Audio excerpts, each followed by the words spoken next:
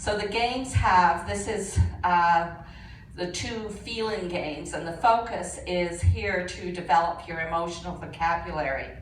And so there's the two goose games, the goose game of feelings and let's go fish a memory. And you can see that they're going around like that. They're racetrack games.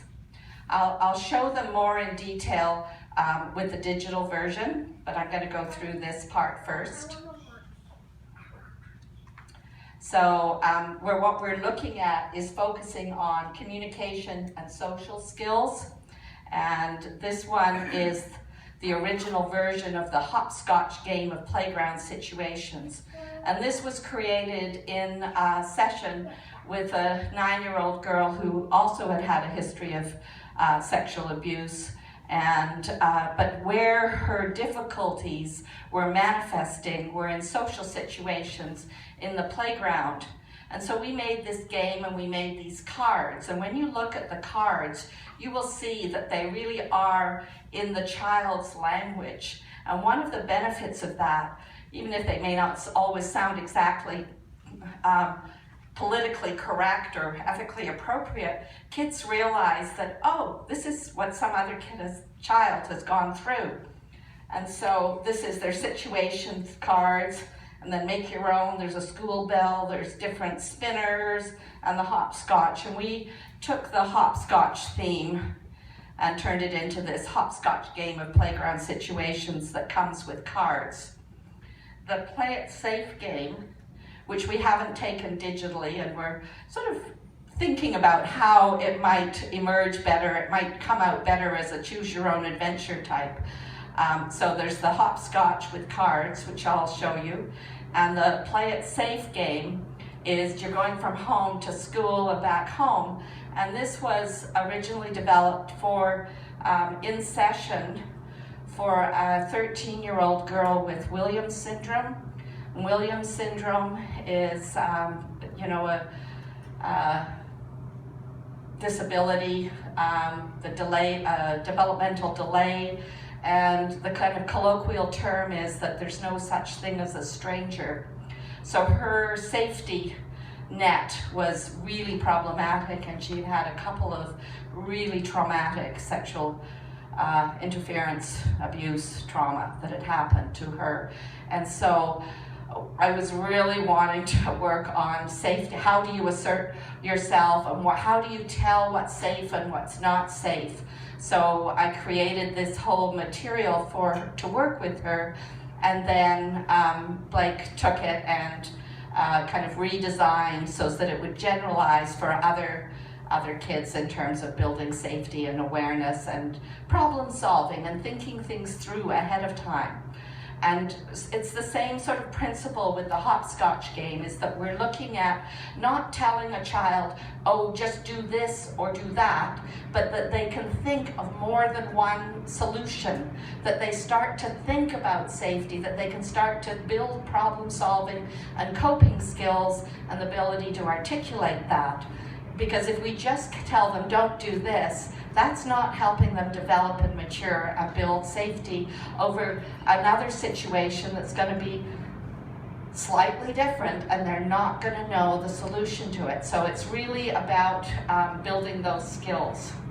So what happened for us then at this point is that we started to be asked to develop materials, because I was doing training for different social workers and therapists and counselors on trauma and abuse, and people were asking, well, do you have something specifically on anger?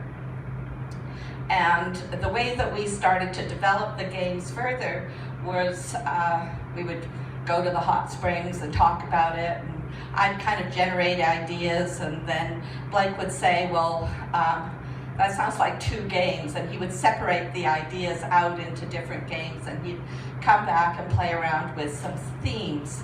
And so we have 2 dragon games. The original dragon game on this side here, it's a kind of a race game going through, and you talk about those different feelings and tell stories about them.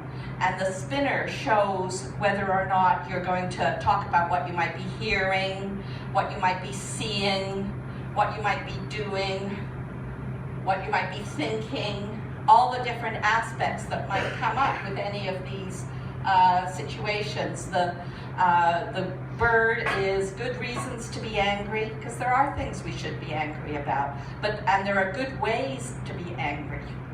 You know, you don't have to punch somebody else out, but you can stick up for yourself. The barking dog are your warning signs for being angry, or warning signs that you see someone else is getting angry. And then the skull is bad things that happen when you're angry. And so what the games facilitate, as you can, I'm sure, already see, is the storytelling aspect, the ability to talk about different feelings that are going on. The next one, the Taming Your Dragon, this is one where Blake he would scan in my drawings, and then he'd play and mess around with it and come up with a design. And it's based on an old Chinese game of listen to the music, a dragon game where you go and you're sent to listen to the music. And so we created these other places where what would be other ways to cope with anger, and you might write a poem, and I know we have a great poet here that we're going to hear a bit later. So one of the places to go is to write a poem, listen to the music, talk with friends, you know, go for a walk, physical activity, all those kinds of things. So, you know, so these is, I already went through this, the spinner shows ways to experience anger, and, you know, it is, yeah, the focus is to just encourage storytelling about anger and related feelings, to increase awareness of the warning signs of anger. This is a really important thing, you know, for kids and youth to actually know and recognize, oh, this is what's going to happen, instead of it kind of coming right out of the blue, and to be able to discuss good and bad ways of expressing and dealing with anger. So the Taming Your Dragon is again focused on all those aspects.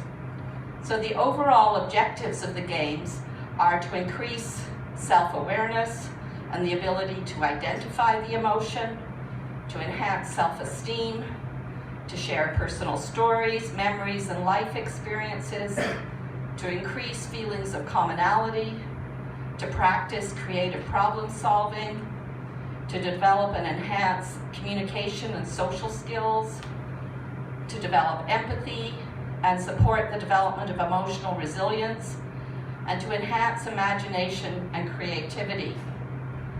Well, we got kind of more really into this. We started creating these games when the kids had grown up and were leaving the house. It was probably our empty nest response that we'd start playing around with these ideas and spend lots and lots of time making sure that they were visually appealing and nice to work with, because at that time where I was working, and you could order in materials that were supposedly counseling materials, and it was all, you know, purple, green, orange, clip art.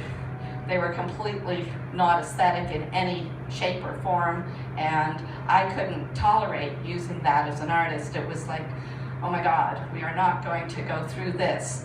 So we made these different games. This is one that Blake designed. He took the Snakes and Ladders theme, which is an old game from India, based on kind of reincarnation, going up and down. But we put geared concepts and values connected to them, so that going up, you might be going up from, you know, you might go from sympathy up to love, or generosity to gratitude. And what you would do is tell a story of how that could be, or when you might have experienced that, or you know, you could make up a story, because the more that we envision these things, the more we're likely to be able to do it.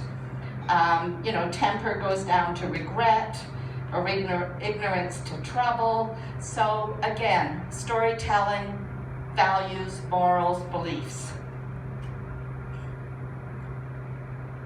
The self-esteem games we were asked to create, and we went a little classic, traditional cars, boys, horses, girls, a steeplechase. The winner's circle has little jumps that you can put on for obstacles, and it has a spinner, And you know, the road rally has different things, focusing on self-esteem and, you know, feeling better and complimenting others and appreciation and looking at what we get into trouble with and where we want to go with it. These are the last two that we did.